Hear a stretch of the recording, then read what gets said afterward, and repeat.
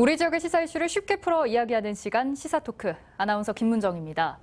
묻지마 공천과 일당 독식 등 수많은 우려와 잡음 속에 출범한 지방의회. 민주당 독점 구도 속 견제와 감시라는 지방의회 본연의 역할이 충실히 이행될 수 있을지 걱정이 앞섰는데요. 의회가 의회다울 수 있도록 민주당이 기득권을 내려놔야 한다는 소수당 의원들의 목소리는 이번에도 받아들여지지 않았습니다.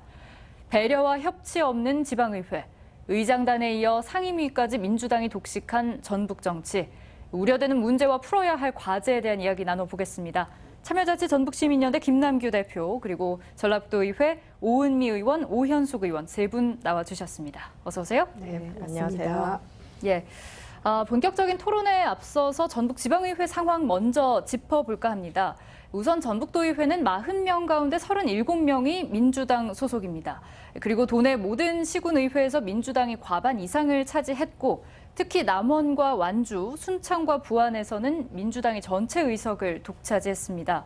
그래서일까요? 본격적인 의정활동 시작도 전에 민주당에서 모든 것들이 정해지고 있고 몇 안 되는 소수정당 의원들을 명백히 배제시키는 상황이 지속되고 있다. 이런 말도 들려옵니다. 최소 인원이 6명인 교섭단체조차 구성할 수 없는 현실에 상임위 배정에 대한 문제 제기도 하셨는데 전혀 받아들여지지 않았죠? 네, 맞습니다. 네, 민주당은 이미 그들만의 질서를 딱 짜놓고요. 그 안에 우리 소수 정당이 들어갈 틈이 없었죠. 끼일 틈이 없었고요. 민주당은 이미 그 기득권을 움켜쥐고 이것을 내놓으려 하지 않았습니다. 그래서 소수 정당에게 오히려 너희들이 상의해서 하여튼 다른 데로 가라. 이제 이런 식이었고, 이렇게 보면 우리 도민들이 차려준 밥상에 민주당이 먼저 먹고 난 다음에 남은 음식을 이제 소수 정당이 먹을 수 있게 하는, 어찌 보면 굉장히 좀 참담한 그런 것들을 다시 한번 확인할 수 있는 그런 기회였던 것 같습니다. 예, 오 의원님께서는 전북도의회가 상임위 배정과 관련해서 불합리한 조항을 내세우고 있다, 이렇게 얘기를 하시면서 기본 조례에 따라서 원했던 상임위, 농산경제위원이죠, 네네. 위원회죠. 거기 들어갈 수 있도록 배정해달라고 촉구하셨는데 구체적으로 어떤 내용이었는지 또 무엇이 문제였는지 덧붙여서 얘기를 해주시죠. 조례에는 이제 교섭단체를 제외한 의원들에게는 그 의견을 들어서 상임위의 배정을 그 의장이 행한다고 조례는 나와 있거든요. 근데 미리 그 도의회에서 준비한 그 서류에는 비교섭단체 한 명만을 상임위에 배정한다고 그렇게 정해놓고 있었습니다. 그래서 조례에 따라서 상임위 배정을 요구했었고요. 아무튼 2명이 오은미 의원님과 제가 2명을 배정하라고 요구를 했었는데 결론은 상임위가 나눠서 그냥 1명씩 들어가게 되었습니다. 예, 이런 상황 대표님 어떻게 해석하고 계신지요? 선거 결과 의석수 독점 또는 상임위 배정 원구성까지 독점, 이 부분은 저는 선거 결과 유권자 입장에서 좀 말씀을 좀 드리면, 이번 지방선거는 다른 때와는 달리 투표율이 굉장히 낮았다는 거예요. 전국 평균보다도 낮고, 그 다음에 광주 다음으로 지방선거 전북의 투표율이 48.7%였으니까. 왜 그랬을까라고 하는 건 사실 민주당에 대한 엄중한 경고 메시지고 민주당에 대한 실망이라고 볼 수 있겠죠. 그렇다고 하면 독점을 행해온 지방의회 민주당이 좀 뭔가 달라지는 모습 또는 반성의 의미로 협치의 원구성 이런 걸 들고 나왔음직하다고 보는 거죠. 그래서 그냥 예를 들어 민주당 독점이다라고 이야기하는 것보다는 민주당이 이제까지 해온 것에 대해서 도민들이 채찍을 들었으면 그거에 대해서 응당 협치의 길로 이렇게 해서 원구성에서 상임위 배정이라든지 이런 부분들을 좀 했어야 된다라고 저는 말하고 싶고, 더불어서 김관영 지사 같은 경우 협치 이야기하면서 국힘의 정운천 의원한테 초청 강행도 하고 또 정책보좌관도 추천해달라고 했는데, 정작 도의회와 협치라고 본다라면 이건 국힘과의 협치라고 하는 건 전국적 어떤 시각에서 바라볼 수 있다고 하면 또 도지사는 도의회와의 협치를 해야 되는 거죠. 그렇다고 하면 그런 추천이나 이런 거버넌스 차원에서 협력 차원에서 소수 정당에게 손을 내밀었음직 하는데 역시 지역 안에서 여전히 의회도 그렇고 집행부도 그렇고 소수 정당과 협치의 손길은 아직 내놓지 않았다. 좀 이런 변화가 좀 필요하다 이렇게 말씀드릴 수 있을 것 같습니다. 예, 조금 정리를 해보자면 민주당이 이번에 좀 달라졌음을 보여주는 계기, 기회로 이 소수정당 의원들의 어떤 상임위라든지 의장단 구성에 있어서 뭔가 변화를 보여줄 수 있는 계기일 수도 있었는데 행하지 않았고, 두 번째로는 도지사 역시 의회와의 협치에 대한 의지가 있었나 조금 비판적인 시각에서 바라보고 계신 것 같습니다. 이번에 국민의힘 이수진 의원이 부의장, 그리고 오은미 의원님께서는 농산업경제위원장 도전하셨습니다만 결과는 예외 없이 부의장 2명 그리고 농산업경제위원장까지 모두 민주당 의원들 차지가 됐습니다. 모 매체에서는 당선 가능성 없지만 소수정당 의원들이 목소리를 내고 도전했다 이런 취지의 기사를 내기도 했는데 이번에는 다를 수도 있겠다 일말의 기대감을 갖고 있으셨는지 궁금합니다. 네. 솔직한 심정 듣고 싶습니다. 네, 저와 같은 경우에는 이번에 이제 3선이지 않습니까? 그래서 지역구 이제 주민들께서도 그렇고 많은 도민들이 적어도 이번에는 민주당에서 한 개 상임위원장 정도는 내주지 않을까 하는 많은 기대를 하셨던 것 같아요. 근데 기대 난망 언감생심이었습니다. 예, 상임위 배정하는 데 있어서도 민주당의 초선 의원들에 대한 그 배려는 굉장히 눈물겨웠어요. 제가 볼 때. 근데 3선인 저에게 있어서는 그들 안중에도 없었고요.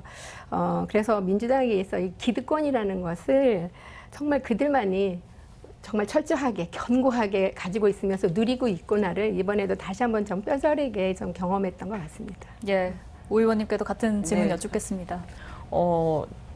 일말의 기대심은 아까 우리 김남규 께서 말씀하셨던 대로 투표율로 심판을 도민들이 해주셨잖아요. 그래서 오미 의원님 같은 경우에는 3선이고 그러면 3선이면 분명히 상임위원장은 됐어야 하는 그런 선수거든요. 그래서 어떤 예우적인 차원에서라도 네, 그런 그냥 부분들이 있나요? 본인들이 예. 말하는 그 지켜왔던 관행에 의해서라도 상임위원장이 됐어야 했었고 그리고 투표율이 그렇게 나왔기 때문에 좀 각성을 하지 않겠나 하는 자그마한 희망은 좀 가지고 있었지만 역시나였습니다. 네. 네. 이런 과정들 대표님 어떻게 생각하시나요?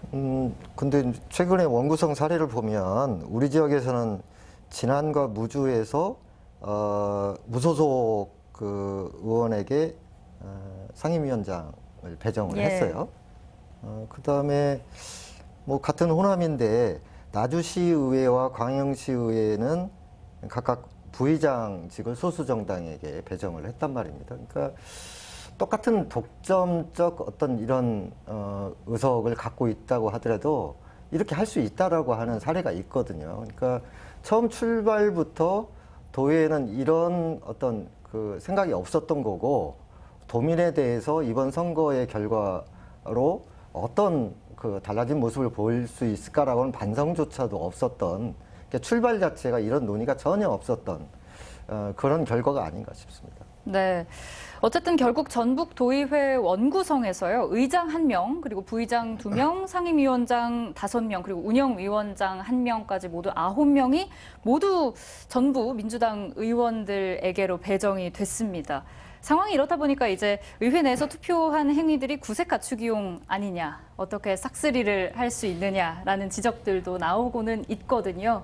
오 의원님 어떻게 보십니까? 네, 조례에 의하면 교황식 선출 방식이라고 이렇게 그 선출 방식이거든요. 근데 교황식 선출 방식이라면 누가 출마할지도 모르고 그렇게 이제 투표를 통해서 결정을 하는데 네. 딱 정해져서 민주당이 다 선임을 해놓고 그냥 형식만 갖추는 경우였어요. 그리고 부의장도 2명이 나왔었는데 교황식 선출 방식에 의하면 그 2명의 이름이 섞여서 나왔어야 되거든요. 근데 첫 번째 투표에는 그 한 분 의원님, 두 번째 투표에는 또 다른 의원님 해서 다 짜고 첫 번째 투표에는 누구를 투표해라까지 다 시나리오까지 짜서 의회에서는 그냥 형식만 갖추고 방망이만 두드리는 그런 그 요식행위를 좀 한 거죠. 의회 내 구체적인 과정들까지도 그러했네요. 오은미 네. 의원님 어떻게 보십니까? 네, 어떻게 보면 이번 이제 대통령 선거도 그랬고 또 지방 선거도 많은 이제 그 민주당에게 참패를 국민들이 안겨줬잖아요. 그래서 많은 또 내부의 반성과 여러 가지 성찰이 있을 줄 알고 나름 기대를 했던 건 사실인 것 같고요. 근데 이번에도 투표율이 아까 저조했다고 하셨고, 그리고 또 지금 도의원 중에 22분이 이제 무투표로 당선됐지 않습니까? 그랬던 것처럼 주민들에게 선택권이 없었어요. 근데 의회에서도 마찬가지로 민주당이 의원총회를 통해서 자기들이 내정을 다했지 않습니까? 이제 그러면서 본회의장에서 이제 투표를 했다는 것은 이미 다 결정된 거. 이건 천재지변이 있지 않고서는 변할 수 없는 거거든요. 그래서 이런 요식행위 이런 것들에 대해서는 여전히 아직도 민주당이 그걸 뛰어넘지 못하고 자기들의 관례처럼 그냥 그대로 독식하고 있다라는 것에 대해서 많은 또 비판이 있던 건 사실인 것 같고, 근데 저희들도 거기에 대해서 앞으로 이제 의정 활동함에 있어서 많은 참고가 된 것 같아요. 민주당의 지금 현재 상황에 대해서 많은 참고가 되어서 앞으로 의정 활동을 좀 하려고 합니다.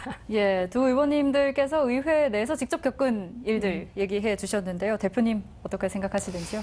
저는 뭐 민주당이 의원총회를 통해서 합의를 했고 그게 이제 상임위 구성, 의장당 구성까지 요식행위다. 지금 두 분의 이야기는 이해할 수 있어요. 근데 일반적 관행으로 보면 예를 들면 그 진보당이나 정의당이 다수당이라고 하도 아마 그랬을 거예요. 왜냐면 그 같은 당 내부에서 갈등이 날 것 같으면 사전 조정과 협의를 하는 과정이거든요. 그래서 이제 그걸 요식행위다 이렇게까지 이야기하기는 좀 문제가 있다고 보는 거고, 다만 그런 자리에서도 아까 이야기도 계속 돌아갑니다만은 협치에 그런 아무런 논의가 없었기 때문에 결국에는 말씀하신 건 요식행위라고는 결과가 나온 거죠. 네, 거기에 대해서 예전에 제가 이제 그 도의원 시절 때 이렇게 보면 저 경상도 쪽에서 그 상임위 배분하는 데 있어서 소수 정당에게 있어서 그 대부분 예결이나 이런 데는 이제 4년 이렇게 돌아가면서 하거든요. 근데 4년 내내 그 소수 정당을 배려한 적이 있어요. 오히려 경상도 쪽에 그때 당시 한나라당이었나요?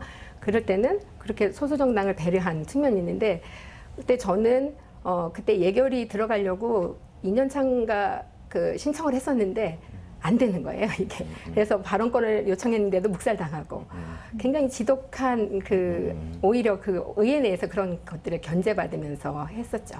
예. 하여튼 지금 전라도에서의 민주당은 너무 조금 이제 통을 좀 키울 필요가 있다, 앞으로. 두 분이 조금 이제 결이 다른 얘기를 해주시긴 했지만 공통된 부분은 이거 같습니다. 어쨌거나 민주당이 의지조차도 보이지 않았던 부분에 대한 아쉬움을 좀 말씀을 해주셨는데, 한편에서는 또 그렇습니다. 민주당 일당 독주 비판하기 이전에 이게 사실은 유권자의 표심이 반영이 된 만큼 정의당이나 진보당 등으로 대표되는 진보 정당들은 왜 민심을 크게 얻지 못했는지 그 원인을 먼저 찾아야 한다, 이런 얘기도 나오고 있거든요. 이에 대해서는 어떻게 생각하시는지요? 네, 물론 진보 정당들이 여러 가지로 부족한 부분 많이 있습니다.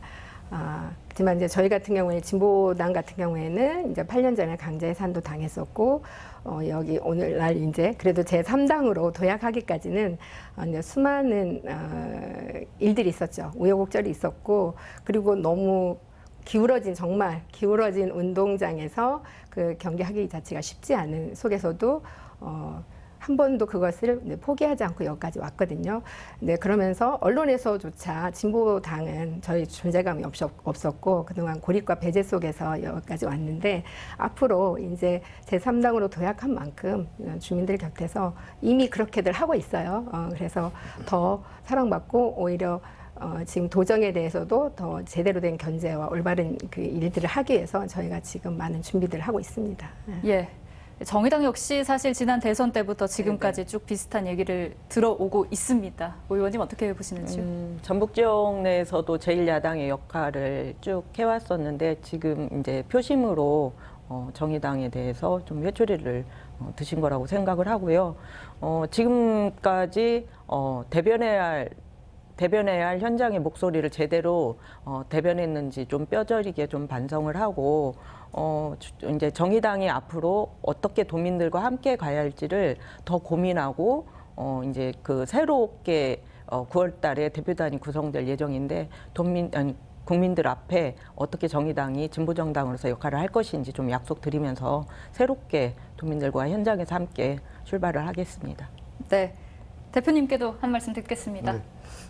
저 이거 준비하면서 특정 정당의 지역 정치 독점 때문에 대구 경북을 좀 찾아봤어요. 의석수를.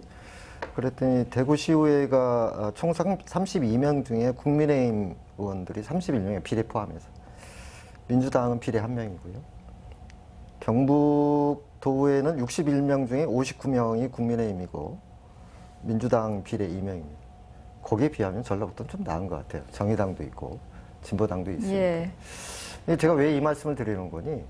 지역 독점의 문제가 우리 지역만의 문제가 아니다. 호남의 문제만 아니라 영호남의 문제라고 하는 걸 첫 번째 전제하고 싶고요. 이게 이제 두 가지인데 하나는 정치 제도 자체가 아까 길어지는 운동장이라고 이야기했는데 양당 정치를 계속 양산하고 강화하는 그리고 바꾸자고 그렇게 소수 정당하고 시민사회에서 이야기를 했거든요. 왜? 이제는 과거에 그런 그 진보와 보수의 이 진영 논리라든지 이런 것만이 통하는 게 아니라 여러 가지 다양성의 시대이기 때문에 정치가 변해야 된다. 그래서 다양성이 존재하는 그런 것들이 반영되는 정치를 만들어야 된다. 그래서 제도의 문제가 하나가 있고 두 번째는 저는 뭐 질문이 적절했다고 보는데요. 민주당의 문제만 이야기를 하다 보니까 진보정당은 과연 주민들의 마음을 얻기 위해서 어떤 노력을 했을까라고 하는 질문에도 한번 서보는 것이 좋다고 생각을 해요. 그러니까 평소에 보면 민주당은 개발 이슈라든지 지역발전 이슈를 먼저 가져가면서 실제 뭐 그걸 잘 했느니 못했느니를 떠나서 굉장히 많이 그런 부분에 대해 주민들의 마음을 얻어가요. 그 내용에 대한 평가를 전제하지 않고 이야기를 해보면. 그런데 상대적으로 진보 정당 같은 경우는 복지나 사회적 약자에 대한 이슈는 이제까지 우리 사회에 많이 진전시켜온 역할은 했지만 지역 이슈와 관련해서는 상대 민주당에 비해서 경쟁력이 상대적으로 낮은 점.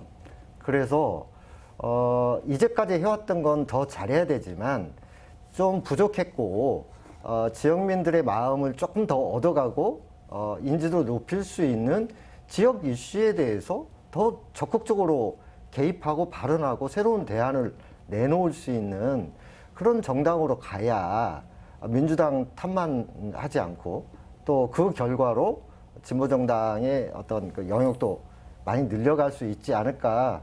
저는 그런 차원에서 말씀 좀 드리고 싶어요. 예, 좀 세 가지 정도로 정리를 해볼 수 있을 것 같은데요. 첫 번째는 양당제. 그러니까 양당제 자체가 사실 문제는 아닙니다만 양당 정치를 강화할수록 양산되는 문제들이 있으니 선거 제도에 대한 개선이 조금 필요한 시점인 것 같다라는 얘기와 더불어서 민주당이 이슈들을 좀 선점하는 측면도 있고 상대적으로 진보 정당들은 복지나 소수자, 사회적 약자와 같은 이슈들에 대해서 더욱더 관심이 많기 때문에 좀 이걸 지역 이슈와 어떻게 연관성을 지으면 좋을지에 대한 고민이 필요하다. 이런 말씀해 주신 것 같습니다.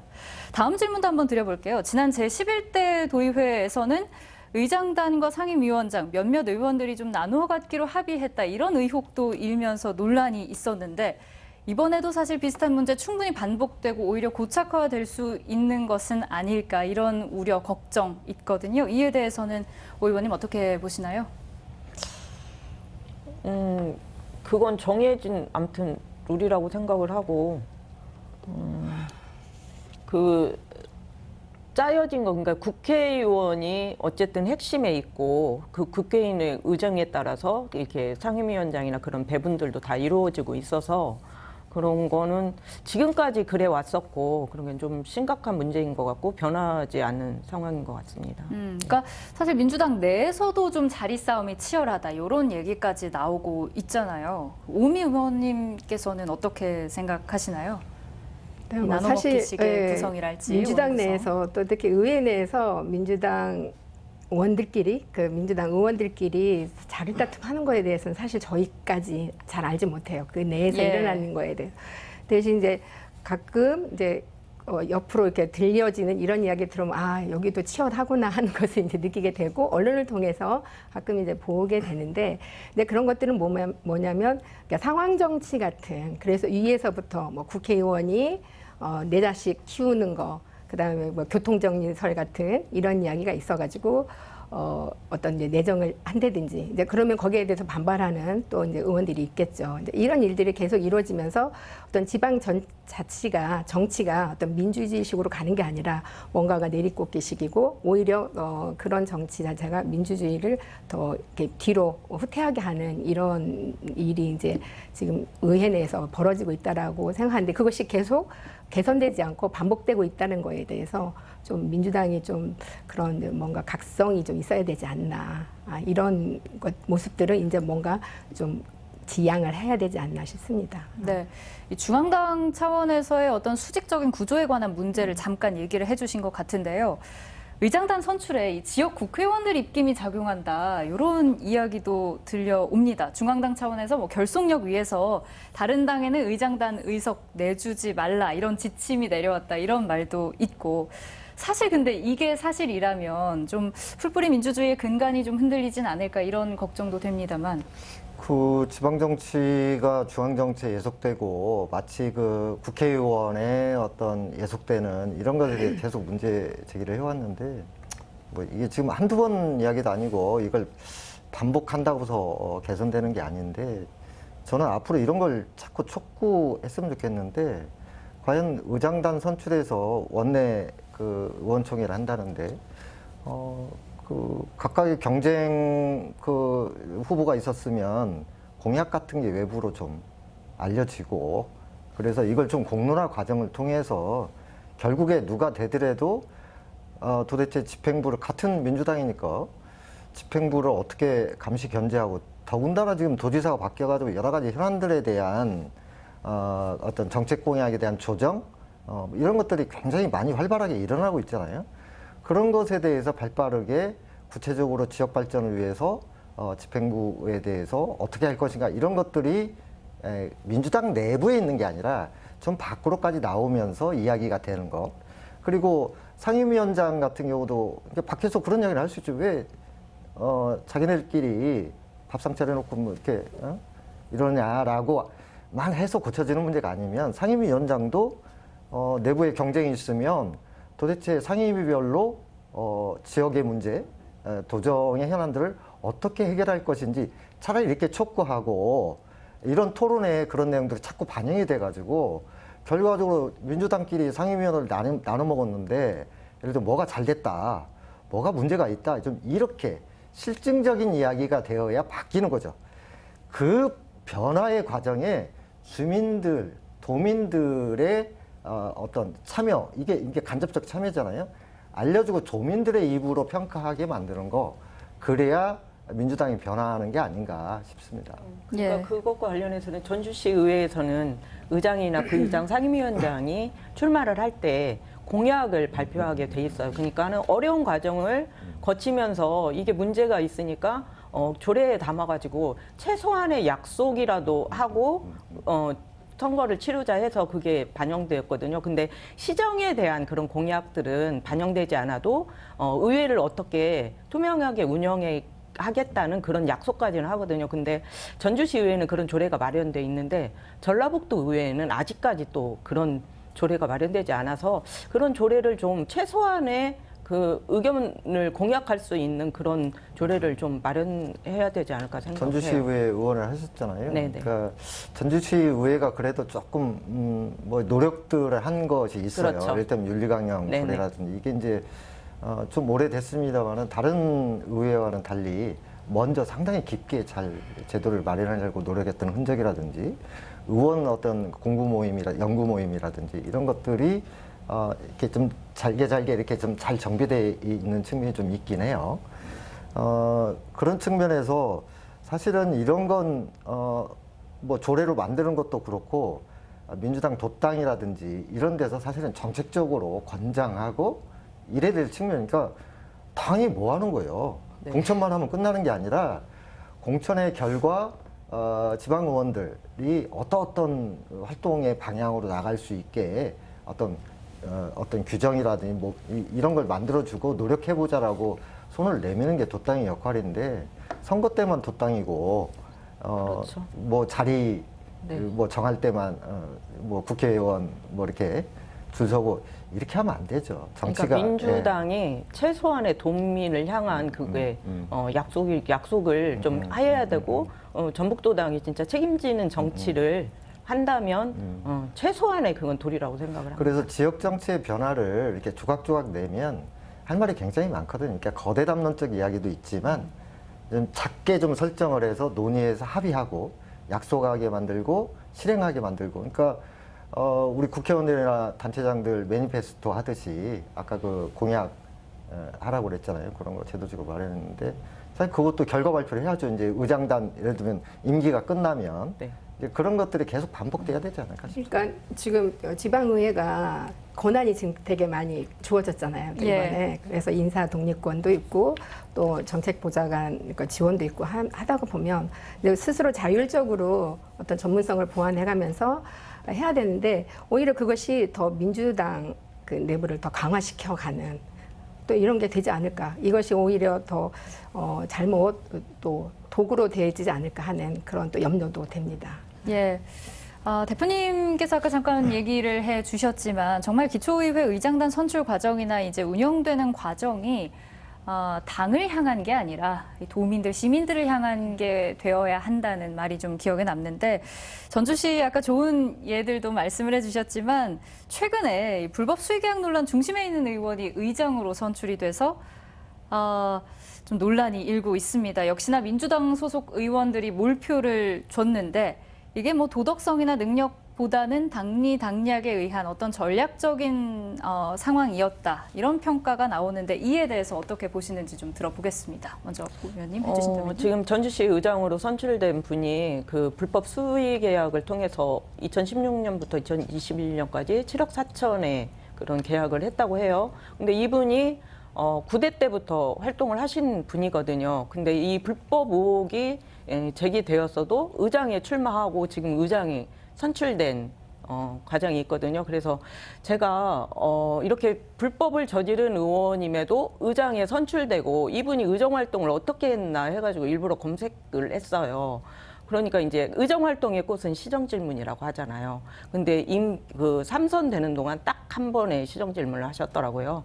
그래서 민주당 안에서도 뭐 선수 뭐 이렇게 돌아가면서 관행적으로 이 지역구 그렇게만 정하는 것이 아니라 진짜 의장이 될 만한 사람은 의정 활동을 어떻게 했는지도 좀 따져보는 것이 좀 옳다고 생각을 하고 이분이 그 2016년부터 2021년까지 불법 계약을 했다고 하는데 저하고 같은 임기 9대 때 2010년에서 2014년까지도 했거든요. 그래서 이분이 어쨌든 건설업을 운영을 하시는데 그때도 소문이 있었어요. 그러니까 저한테까지 소문이 돌 정도면 그런 일들을 그때부터 했다는 얘기거든요. 저 의원이 건설업을 하고 있어서 이렇게 수의 계약을 한다는 소문이 제 귀에 들어올 정도였어요. 그래서 지금 불법 이게 감사위원회에서 지적을 받은 건 그분이 오랫동안 해서 좀 인지적으로 이렇게 인지를 해서 좀 감사위원회에서 지적이 있지 않았나 싶어요. 의원 이야기를 좀 그 팩트를 수정해야 될 네네. 것 같아요. 왜냐면 이기동 의원이 불법을 한 건 아니고요. 그렇죠. 그 아버지와 그러니까 가족의 어떤 지분이 50%가 넘으면 지방정부와 수의계약을 할 수 없어요. 그러니까 수의계약 자체가 불법이긴 하지만 이기동 의원의 회사가 아니기 때문에 이기동 의원이 불법 수의계약을 했다라고 하는 표현은 네. 팩트가 안 네, 맞아요. 그 법인 회사가 잘못한 거죠. 그다음에 공무원이 그 사실을 인지를 했던 어쨌든 지방계약법을 위반한 거고 이기동 의원은 윤리 강령을 위반한 거죠. 그래서 이게 현재로는 예를 들면 수의계약을 맺기 위해서 그 어떤 불법적인 로비라든지 뇌물을 줬다는 그 어떤 증명이 그렇죠. 없기 때문에 법적으로 따지면 위반은 공무원하고 그 회사가 한 거고 이기동 의원은 그런 것들에 대한 신고 조치 여부에 따라서 윤리 강령 조례에 따라서 윤리에 회부돼야 될 윤리강령 위반이라고 하는 측면으로 객관해야 될 것 같아요. 이기동 의원이 불법 수의계약을 한 건 아닙니다. 네. 예. 그러니까 이에 대해서 사실 심판의 측면에서는 뭐 법적인 측면과 윤리적인 측면이 있겠고, 이 윤리적인 부분과 관련해서는 의회 의정 활동과도 관련이 있으니 제가 다시 한번 여쭙겠는데, 그 이전에 오연숙 의원님께서도 말씀을 해주셨지만 소위 활약상이 조금 부족하지 않았나, 이런 부분에 대해서도 짚어주셨어요. 그러니까 당리 당략이 앞섰다고 제가 이제 앞서 질문을 드렸었는데, 오은미 의원님께서도 어떻게 생각하시는지 좀 한번 들어보겠습니다. 근데 이와 관련해서 저희 진보당에서 6월 24일 날 이제 기자회견을 했었어요. 이기동 의원에 대해서 이제 의원 사퇴를 해야 된다. 물론 이제 본인은 직접적 가담은 안 돼요. 직접적인 일은 안 했지만, 그래도 가족이라는 그것은 누가 봐도, 그리고 가족이 또 개입해서는 또 안 되는 여러 가지 이제 일들이 있는데, 그래서 근데 보란 듯이 이제 의장이 출마했고 또 의장이 또 선출됐단 말이에요. 또 여러 가지 이런 과정들이 예전부터 있었음에도 불구하고 이제 민주당에서 공천했다는 것 자체가 좀 문제였던 것 같고, 이런 사실들에 대해서 지금 뭐 전주시 의회 이제 윤리위원회를 통해서 어떤 징계라든지 이런 거 한다고 하지만, 사실 그동안에 늘 이야기했던 것처럼 이제 제 식구 감싸기이고, 이미 또 의장으로 선출되어 있기 때문에 어떻게 보면 민주당 내에서는 면죄부를 준 거나 다름이 없는 것 같아요. 근데 이런 행태들은 그동안 민주당의 어떤 독선과 오만이 그야말로 아직도 여전하다. 이것은 이제 전주 시민들을 바라보는 입장들은 전혀 안중에 아랑곳하지 않고 있다라는 거. 그래서 좀 다시금 뭔가 민주당이 여기에 대해서 좀 자정의 노력이 필요하지 않나 싶습니다. 예. 그러니까 당선된 의장은 이 책임질 일이 있으면 책임지겠다, 이런 입장으로 대응하고 있습니다만, 오은미 의원 말씀해 주신 대로 과연 시의회 윤리특위가 제대로 작동할 수 있을지, 이런 부분들에 대한 의문 여전한데요. 오연숙 의원님 어떻게 생각하시나요? 그러니까 저기 전주시 의원 34명 중에 지금 27표를 획득해가지고 의장이 선출이 됐는데요. 그 과정을 보면 아까 말씀하셨던 대로 민주당 안에서는 면죄부를 줬다. 저는 표를 봐서라도 윤리위원회에 회부될 수 있을까, 그런 의문을 가지게 되는 그런 투표 결과가 나와서요. 지켜봐야겠지만 이게 윤리위원회 회부가 될지 지금 걱정이 앞섭니다. 시의회 의장이 윤리위원회 회부를 해야 되거든요. 윤리위원회 본인이. 본인이 본인을 회부하는 상황이 그러니까, 벌어질 수도 있겠군요. 그러니까 제가 특별위원회 자문위원이에요. 그러니까 그 윤리위원회 의원들이 하는 거고, 여기서 어떤 의견을 내면 그걸 수용해서 윤리에서 그대로 뭐라고 해야 돼요? 결정할 것인가, 이렇게 되는데, 윤리자문위원회는 의장이 요청을 해야 열려요. 우리 스스로 안건을 해가지고 누구를 회부할 수 없거든요. 그래서 의장 자신이 윤리 회부 대상이 된 아이러니가 발생을 했고, 이런 문제에 대해서 저는 뭐 전주시 의회도 의원총회를 했잖아요. 이게 어느 정도 선에서 이해되고 또 의장을 선출했는지, 그러니까 심각성이 별로 없어 보인다. 그리고 이 결과에 대해서는 어떤 방식이든 확인이 필요하고, 그러니까 윤리위원회 저는 일단 올라가야 된다고 보는 거거든요. 그래서 그 과정이 남아 있다라고 하는 것만 명확히 기억해 두면 될 것 같아요. 네. 그리고 이제 앞으로 한 가지 의회 내에서 윤리위원회를 구성함에 있어서도 의회 의원들뿐만이 아니라 외부의 어떤 영입 한 시민사회단체라든지 그 위원이 분명히 이제 필요하다. 그래야 객관적으고 공정한 심의가 또 이루어지지 않을까. 예. 앞으로 좀 도의회에서도 좀 그런 내용을 적극적으로 한번 제안해 보려고 합니다. 네, 그 어쩌면? 법적으로 윤리자문위원회를 의무적으로 설치하게 돼 있어요. 그다음에 지방자치법 개정에 따라서 윤리위원회도 상설위원회로 두게 돼 있고요. 그다음에 윤리자문위원회에서 권고한 부분을 특별한 문제가 없으면 승인하도록 이렇게 돼 있기 때문에, 그러니까 외부인이 윤리위원회 구체적으로 이렇게 직접 들어가지는 않지만 외부 인사들이 윤리 문제 판단에 적극 개입하게 돼 있는 게 이번 지방자치법 개정안에 포함되어 있다는 거죠. 예. 어쨌든 주의 깊게 지켜봐야 할 것 같습니다만, 다수를 앞세운 민주당의 전횡은 이것뿐만이 아니다, 이런 시각도 있습니다.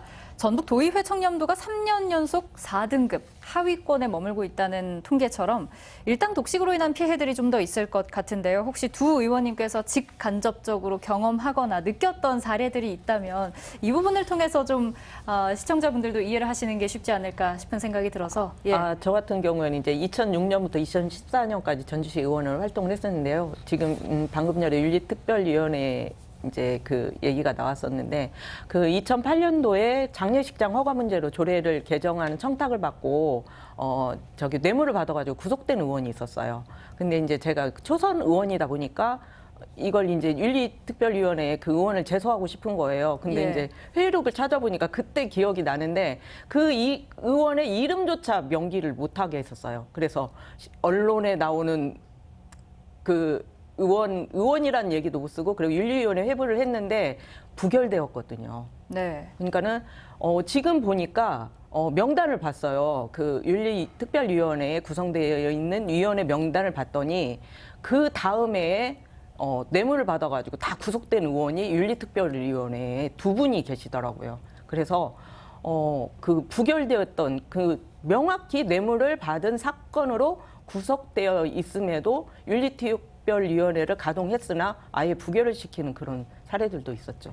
예, 그러니까 문제가 사실은 두 가지네요. 첫 번째는 특위 자체에 올라갔지만 부결된 사건이 한 네. 가지가 있었고 예전에 윤리특위에 올라갔던 어떤 인물들이 다시 윤리특위에서 활동하게 되는 어떤 아이러니한 상황이 있었던 것 같네요. 오은미 의원님께서도 혹시 비슷한 경험 있으실까요? 너무 오래전이라 기억은 없지만 아마 도박 문제로 좀 구설에 올랐었던 의원이 있었던 것 같은데 그때 윤리위원회 제소까지는 안 됐었던 것 같아요.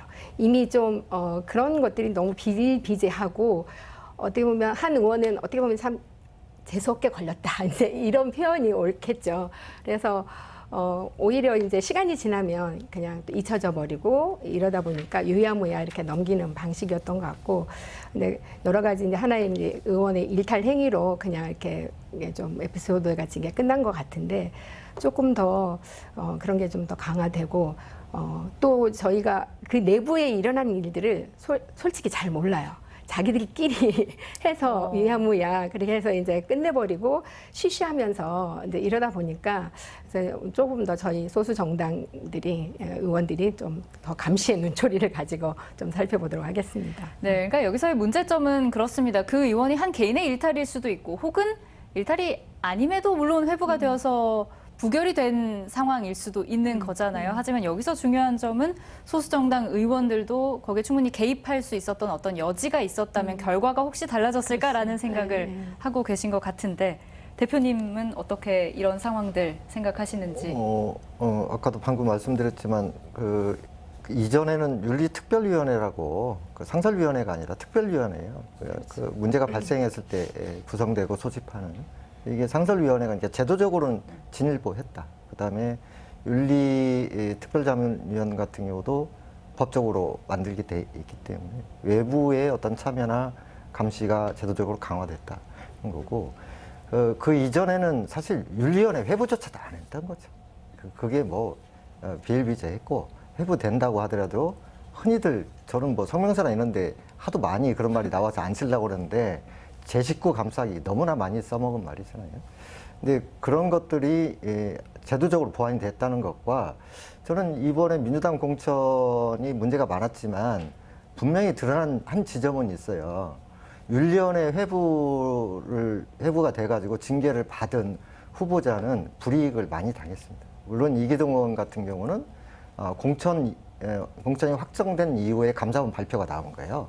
만약에 그 이전에 이런 일이 있었으면 공천을 받기가 힘들 수 있었던, 그리고 결국에 좀 약간 문제도 있었지만 대부분 윤리위원회에 회부돼가지고 징계를 받은 의원들이 객관적 사실이 확인된 후보들은 다 공천에 탈락했습니다.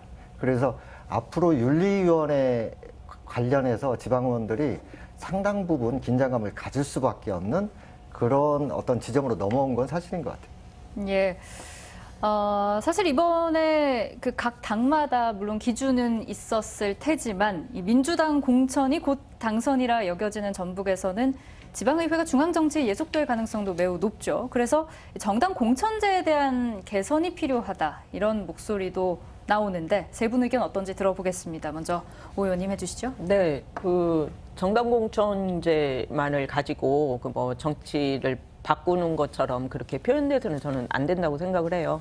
정당 공천제가 없어진다고 하면 지금의 선거법이 여러 전반적인 선거법이 바뀌지 않고 지금의 형식대로 정당 공천제만 폐지된다면 선거에 마음을 먹은 그런 그 후보들이 나갈 수 있는 게 아니라 돈 많은 지역 토호들이, 그러니까 돈 많은 사람들이 지금 제도에서는 당선되기 십상인 거죠. 그래서 저는 정당 공천제 폐지만을 요구하는 것이 아니라 전반적인 다양한 후보들이 선거에 나갈 수 있고 당선될 수 있는 많은 제도들이 같이 바꿔지고 정당 공천제를 폐지해야 된다고 생각을 해요. 그래서 우리가 요구한 뭐 중대선거구제라든지 그리고 정치를 연령을 낮추는 문제라든지 그리고 쉽게 정치에 접근할 수 있는 그런 정치 개혁법이 먼저 선행되고 같이 정당 공천제 폐지를 얘기를 해야지 지금의 상황에서 내가 보이는 그 문제점만 보고 정당 공천제를 폐지하면 더 큰 문제점이 저는 생길 거라고 생각을 합니다. 예, 운미 의원님께서는 어떻게 생각하시는지요? 뭐 정당 공천제 폐지 이야기는 그만큼 유권자들이 실망이 크다라는 의미잖아요. 그래서 그동안의 일당 독점, 또 아까 계속 이야기해줬던 부패와 뭐 무능, 여러 가지 비리 이런 것들이 크다 보니까 도대체 정당 공천이 뭔 필요가 있냐, 공천이 곧 당선인데 이러면서 공천제 폐지하자고 하는데, 사실 그렇지만 현대 민주 정치가 사실 그 정당의 어떤 책임 정치로 지금 시작돼 있고 그게 지금 헌법의 가치이기도 하지 않습니까? 그래서 정당 공천제 폐지가 아니라 오히려 일당 독점을 좀 혁파해야 된다. 그리고 부패와 비리를 척결하는 지방의회의 모습이 이제 뭐로 거듭나야 되고, 이것을 혁신하는 것이 가장 이제 근본 방향으로 가야 되는데, 지금 현재 있는 이제 민주당 아니면 저쪽 경상도는 뭐 국민의힘에게 맡길 수는 없는 겁니다. 그래서 오히려 유권자들의 몫이 저는 이제 크다고 생각하고, 잘못된 거에 대해서는 과감하게 심판을 해주고 제대로 가게 해야 되는데, 잘못했어도 그래 공천 받았어 그러면 그러지 당선이지 이러니까 제대로 그 역할을 지금 못 하고 있고, 계속 거기에 따른 부정과 부패, 어떤 비리가 계속 양상이 되고 있다고 생각하는데요. 좀 유연하지만 정당 공천제는 이렇게 유지되면서, 그러니까 거기에 같이 많은 이제 문을 열어놓고 더 많은 좋은 분들이 와서 정치를 할 수 있게 하는 그런 법도 바뀌고, 또 정당들이 또 뼈를 깎는 그런 어떤 고통을 좀 감내하고, 또 유권자들도 올바르 제대로 된 일꾼들을 뽑을 수 있는 그런 것들이 좀 필요하지 않나 싶습니다. 예, 대표님 의견도 듣겠습니다. 저는 좀 그 폭넓게 이야기를 하면 정당 공천제 저는 폐지할 수도 있다고 봅니다. 근데 이제 이게 만병통치약처럼 그러면 정치가 달라지냐 이렇게 접근하면 저는 문제가 있다고 보는 거고요. 한계도 있어요. 왜 그런 거니? 우리가 대통령 중심제고 빨리빨리 이게 이제 그게 대통령 중심제로 나오는 거죠. 누가 강한 대통령 뭐 이렇게 되는 거고, 둘 중에 하나 이게 너무 익숙해요. 폐지냐 뭐 유지냐.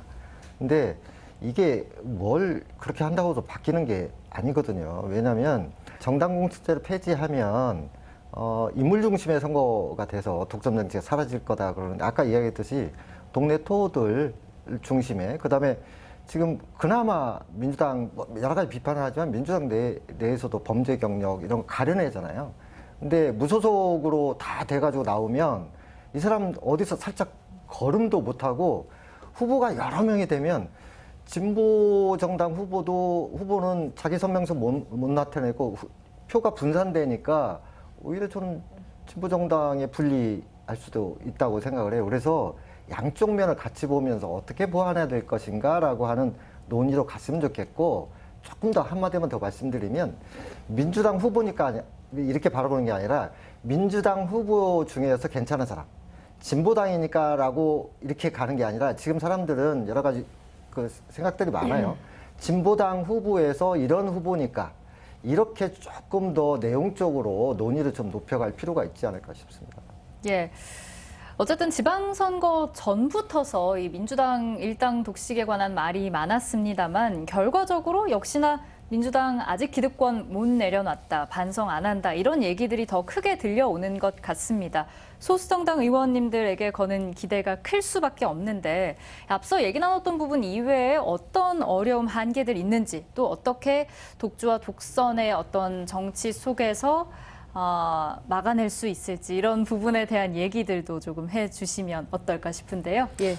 제가 이제 전주시 의원 처음 했을 때 그러니까 생각을 했어요. 그러니까 조례를 발의를 하래도 5분의 1 이상의 동의를 해야 하거든요. 그래서 그때 마음 먹었을 때는 나는 조례를 제정하는 것을 포기를 하고 다른 활동을 해야겠다. 그러니까 민주당 의원님들이 다수인 상황에서 저희가 요구하는 조례에 동의를 해주실 거냐 그렇게 마음을 먹고 조례를 이제 포기하고 활동을 했었는데 이제 의정 활동을 하다 보니까 주민들이 원하는 그 조례에 대해서는 좋은 조례에 대해서는 동의를 받을 수 있더라고요. 그래서 뭐 그때 조례 발의했던 것이 교통약자 이동권 조례라든지 전주시 성평등에 관한 조례를 어쨌든 동의를 받아서 조례를 발의하고 통과시킨 예가 있어요. 그래서 그 경험을 돌이켜 볼 때 지역 주민과 밀착해서 민주당 의원님들이 대변하지 못하는 목소리를 현장의 목소리를 반영하는 것은 물론이거니와 좋은 조례가 있으면 도민들의 의견을 모아서 의원 혼자서 나가는 게 아니라 주민들 삶에 전반적인 영향을 미치는 조례를 좀 발의하고 그리고 비판과 견제의 그런 역할은 저희들에게 주어졌으니까 그렇게 열심히 하다 보면 그런 기능을 함께 이룰 수 있지 않을까 생각을 합니다. 예. 오은미 의원님 어떻게 생각하시는지요? 뭐 지금 현재 그 민주당의 독점, 독시 구조로는 사실 어려움이 있고 많은 또 도민들이 거기에 대한 염려가 좀 크신 것은 사실인 것 같습니다. 근데 제가 2008년도에 그때 도의원 할 때 전국에서는 이제 최초로 밭집불금 조례를 정말 도집행부 또 도의회에 온갖 방해 공작에도 이렇게 만들었어요. 근데 그때는 그래도 민주당 내에서도 좀 도와주는 의원이 있었기 때문에 이제 가능했었던 것이고요. 이제 민주당 이렇게 독점의 구조 하에서는 사실 많은 그러니까 목소리를 담아내는 것 자체가 어렵고 뭔가 특히 뭐 조례를 만든다든지 뭘 한다는 것은 어렵긴 하지만 그만큼 이제 저희 당이 진보 정당들, 소수 정당들의 몫이 굉장히 이제 크다라는 것이고요. 또 도민들과 저희는 또 같이 그 여론들을 모아서 주권자는 도민이지 않습니까? 도민들에게 이거 지금 저희가 이거 하려고 하는데 도와주십시오. 그러려면 아무래도 그 목소리 전달하려면 언론의 역할이 굉장히 클 것 같아요. 저희가 열심히 할 테니까 언론에서도 많이 좀 도와주셔야 됩니다. 네, 부탁드립니다. 네. 그러니까 이런 거죠. 사실 두 분 의원님들 오늘 나오실 때 참 고민도 많으셨을 것 같습니다. 어찌 보면 소수정당 의원으로서 민주당의 독선, 뭐 독주 이런 것들을 어떻게 막을 수 있을지에 대한 생각도 하셔야 되지만 한편으로는 의회 안에서는 다 같은 또 의원님들이시니까 협치도 물론 필요했을 테고 그래서 답은 어쩌면 두 분 다 유권자에게 있다. 이런 얘기도 해주신 것 같고 언론의 역할도 크게 작용한다 이런 얘기 해주신 것 같은데 대표님께서는 어떤 생각 갖고 계신지요? 사회자님께서 답을 다 이야기하셨는데 저는 이제 정리만 했을 뿐인데 이렇게 말이 나왔습니다만 아니, 같은 이야기인데요. 저는 두 분 계시니까 좀 더 유연할 필요가 있다. 그러니까 민주당이냐 진보정당이냐라고 하는 것이 이제 비판할 때는 비판해야 되지만 사실 의회에서 조례 발의 뭐 이런 실제 의정활동 과정에서는 민주당 의원들의 협력이 필요한 부분들이 있고 그래서 둘 중에 아까 말씀드린 하나가 아니라 협력할 때는 협력하고 또 비판할 때는 비판하고 예를 들면 조례도 공동 발의 민주당 의원들한테 하고 또 필요하면 시민사회 협력 좀 얻을 필요가 좀 있다고 생각을 합니다. 그런 것이 사실은 뭐 제가 이렇게 충고를 드리는 게 죄송합니다만은 어떤 의정활동의 결과가 당의 이름을 앞세우는 것보다 결국에 도민들, 시민들에게 그 결과가 좋은 결과로 돌아간다라고 하면 진보 정치가 한 걸음 더 나아가는 것이다라고 생각하고 여러 가지들을 시행을 하면 또 그렇게 결과가 또 돌아오지 않을까 싶습니다. 예, 정말 많은 의제들이 이 테이블에서 오늘 다뤄지고 있는 것 같은데요. 사실 몇 안 되는 소수정당 의원들 간의 협치도 굉장히 중요한 과제일 것 같은데 한 목소리를 낼 의지가 확고하신지도 한번 오은미 의원님께 묻겠습니다. 당연히 그렇죠. 한 사람보다는 두 사람, 또 세 사람, 뭐 그렇다 보면 또 많은 도민들이 저희와 함께 해주시리라 믿습니다. 예. 예. 그리고 또 한 가지 전라북도 의회 개원 이래 최초로 여성 의장이 선출됐잖아요. 또 역대 가장 많은 여성 의원들이 입성했다 이런 얘기도 들려오는데 이에 대한 기대감을 또 오연숙 의원님께도 들어보겠습니다. 네, 그 남성 의원들을 이렇게 얘기하게 되면 뭐 밀실 정치, 금권 정치 그게 지금도 약화는 됐지만 지금도 하고 있다고 생각을 하거든요. 그래서 전라북도에서 여성 의원이 당선이 됐다는 것은 투명함과 그리고 소통과 그리고 돌봄 그리고 여성으로서 할 수 있는 정치의 긍정성을 높이는 계기가 되었다고 생각을 합니다. 그래서 전라북도 의회에서 여성 의장이 탄생된 것은 저희 소수정당 의원들도 환영하는 바입니다. 예. 그리고 마지막으로 세 분께 여쭙겠습니다. 앞으로 유권자들은 그러면 어떤 역할을 이 지방 정치 내에서 할 수 있을지에 대한 얘기 들어보고 싶은데요. 먼저 대표님 얘기해 주신다면요. 오랫동안 지역 정치를 이야기를 했지만 우리 지역 정치의 폐해가 개선되고 있지 않은 이야기를 계속하는 것도 저도 괴로워요. 하지만 뭔가 아까도 말씀드렸지만 작은 거 하나의 변화 이런 목표를 세우고 자꾸 다시 이야기하고 또 의원들 붙잡고 또 이야기하고 이런 것들을 계속 해 나갈 수 있었으면 좋겠고요. 이번에 뭐 단체장들도 많이 바뀌었고 의원들도 많이 바뀌었는데 좀 새로운 시작이라고 생각하고 다시 한번 시도하고 또 다시 한번 말하고 그렇게 해야 되지 않을까 생각합니다. 예, 두 분께도 듣겠습니다.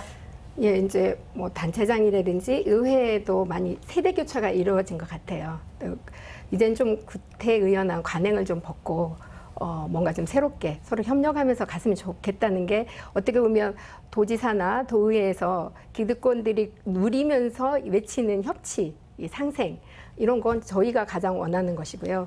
그래서 또 유권자들의 입장에서도 유권자들이 어쨌든 우리 도정의 가장 그 주인이시고 주권자이시니까 지금 많은 그런 제도들이 또 있습니다. 이런 제도들을 적극 좀 참여해서 같이 하게 되면 우리가 많이 이렇게 비판하고 걱정하는 민주당의 일당 독주, 독점을 이제 막아낼 수 있는 길이 아닐까 싶습니다. 네. 네, 유권자의 의식이 정치에 대한 의식이 많이 높아졌다고 생각을 합니다. 그래서 그런 정치의 중요성을 알기 때문에 유권자들이 해야 될 역할도 충분히 아실 거라고 생각을 하고 그걸 반영해서 주민 조례 발의를 할 수 있는 법도 통과돼서 아무튼 정치에 적극적으로 참여하는 유권자의 몫이 또 있다고 생각을 합니다.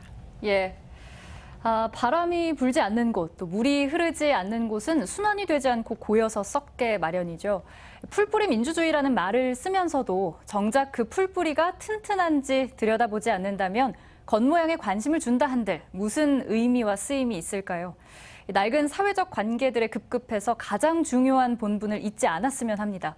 혁신과 변화는 배려와 협치에서 나온다는 것, 4년의 레이스를 시작한 지방의회 의원들이 깊이 새겨야 할 말인 것 같습니다. 오늘 시사토크 여기서 마칩니다. 여러분 고맙습니다.